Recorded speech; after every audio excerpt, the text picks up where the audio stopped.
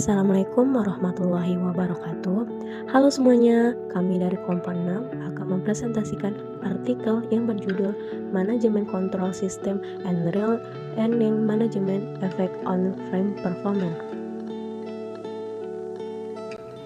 Terdapat poin-poin penting yang dibahas dalam artikel ini.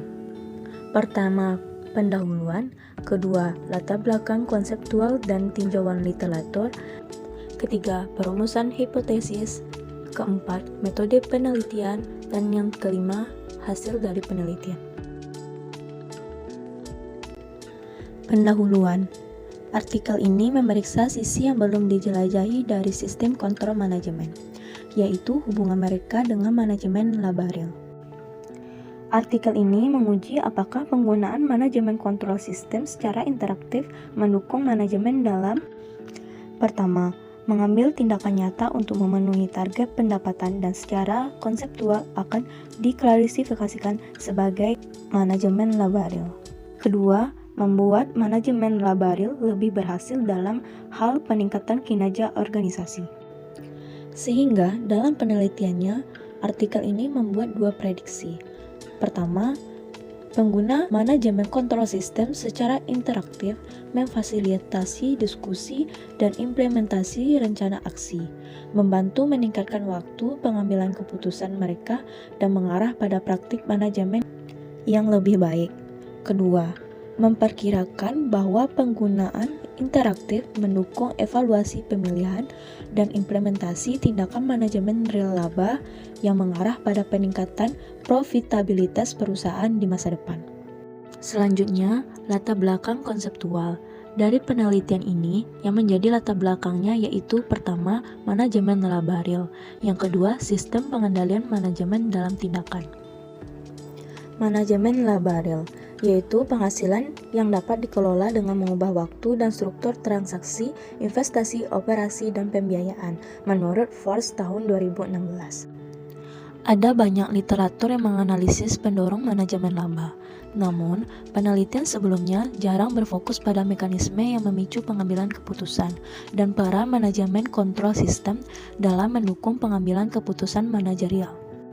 Selanjutnya, sistem pengendalian manajemen dalam tindakan atau MCS, yaitu formal, rutinitas berbasis informasi, dan prosedur yang digunakan manajer untuk mempertahankan atau mengubah pola dalam kegiatan organisasi, menurut Simmons tahun 1995. Pada literatur, berfokus pada dua dimensi utama MCS, yaitu desain dan pola perhatian. Secara singkat, desain MCS mengacu pada ruang lingkup, ketepatan waktu, agregasi, dan integrasi informasi, di mana kompleksitas pencapaian ekspektasi dalam hal efisiensi, efektivitas, atau mengakomodasi sebagai tekanan pemangku kepentingan membantu menjelaskan desain MCS. Sedangkan pola perhatian mengacu pada bagaimana informasi digunakan daripada fitur desain teknis MCS. Oleh karena itu, setelah MCS dirancang, manajer dapat memutuskan bagaimana penggunaan informasi tersebut untuk mempromosikan diskusi dan pembelajaran atau penggunaan interaktif, atau untuk dilihat hanya dalam kasus penyimpangan atau pengguna diagnostik. Jadi, penelitian ini berfokus pada penggunaan interaktif MCS karena mengacu pada sistem kontrol formal. Nah, dari hal tersebut dapat dirumuskan hipotesis. Pertama, penggunaan manajemen kontrol sistem secara interaktif berhubungan positif dengan manajemen real laba. Kedua, penggunaan gabungan manajemen kontrol sistem dan manajemen real laba secara interaktif berhubungan positif dengan kinerja perusahaan. Selanjutnya, metode penelitian. Pada penelitian ini menggunakan data survei dan menghubungkannya dengan data laporan keuangan. Peserta survei adalah manajer praktik, terutama CEO dan CFO, karena mereka cenderung memiliki pengetahuan terbesar tentang penggunaan manajemen kontrol sistem, serta tolak ukur pendapatan perusahaan. Penelitian ini menggunakan Spanish Accounting Association atau AECA untuk membantu mengidentifikasi dan menghubungi peserta studi yang sesuai dari database keanggotaannya. AICA adalah badan profesional utama yang diakui untuk manajer praktik di Spanyol. Penelitian ini mengembangkan survei antara akhir 2015 dan awal 2016 dengan kuesioner yang dikirim ke 1.461 manajer praktik. Proses survei ini selesai pada Desember 2016 dengan menghasilkan sampel sebanyak 260 responden yang mewakili tingkat respon 17,80%. Untuk mengukur manajemen kontrol sistem, penelitian ini menggunakan pertanyaan yang divalidasi oleh penelitian Bedford tahun 2015 dan tahun 2016 dan penelitian Brouman tahun 2020. Pada manajemen labaril diukur dengan menggunakan penelitian yang sama dengan Graham tahun 2005, yaitu instrumen yang terdiri dari 4 item pengukuran manajemen labaril. Pada kinerja perusahaan, penelitian ini menggunakan 2 ukuran kinerja perusahaan yang dihitung dengan menggunakan data laporan keuangan yang diperoleh dari ROE dan RECO. ROE adalah laba bersih di atas nilai buku ekuitas, sedangkan ROCE adalah laba bersih ditambah biaya keuangan atas ekuitas ditambah utang jangka panjang. Penelitian ini menggunakan 3 jendela untuk setiap ukuran. 1. Kinerja di T+1, di mana T adalah 2016 saat penelitian ini menjalankan survei.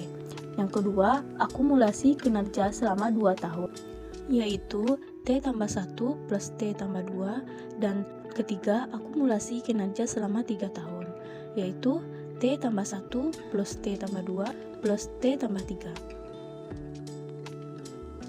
Nah, selanjutnya hasil penelitian. Pertama, penelitian ini menegaskan bahwa manajemen labaril dalam kombinasi dengan penggunaan manajemen kontrol sistem secara interaktif berhubungan positif dengan peningkatan kinerja yang diukur dengan laba atas ekuitas atau ROE dan laba atas modal yang digunakan ROC. Kedua, penelitian ini membuat beberapa kontribusi, yang mana penelitian ini menyajikan sisi baru dari penggunaan interaktif manajemen kontrol sistem.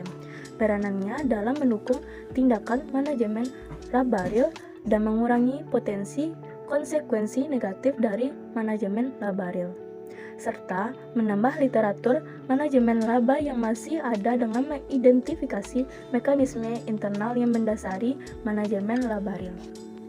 Penelitian ini juga memberikan bukti bahwa menantang pandangan negatif dalam literatur akuntansi keuangan tentang praktik manajemen laba dan mendamaikan temuan campuran sebelumnya tentang konsekuensi manajemen labaril. Misalnya pada penelitian Bochrach tahun 2009 dan penelitian Ghani tahun 2010. Nah, dapat disimpulkan, artikel ini memberikan wawasan baru tentang hubungan antara manajemen kontrol sistem dan manajemen laba melalui lensa kerangka Levers of Control atau LOC. Dalam penelitiannya, mengkonseptualisasi penggunaan manajemen kontrol sistem secara interaktif sebagai mekanisme yang menolak pencarian manajerial, penemuan, dan penerapan rencana tindakan untuk memperbaiki penyimpangan dari nilai krisis pendapatan. Hal ini sebagai bukti yang menunjukkan bahwa menggunakan tugas interaktif melibatkan organisasi dalam pengembangan rencana aksi untuk mencapai tujuan strategis yang mengarah ke praktik manajemen labaril yang pada akhirnya meningkatkan kinerja perusahaan relatif terhadap perusahaan yang terlibat dalam tindakan manajemen labaril tanpa mengaktifkan tugas interaktif. Nah, sekian penjelasan dari kelompok kami. Apabila ada kesalahan, mohon dimaafkan. Assalamualaikum warahmatullahi wabarakatuh.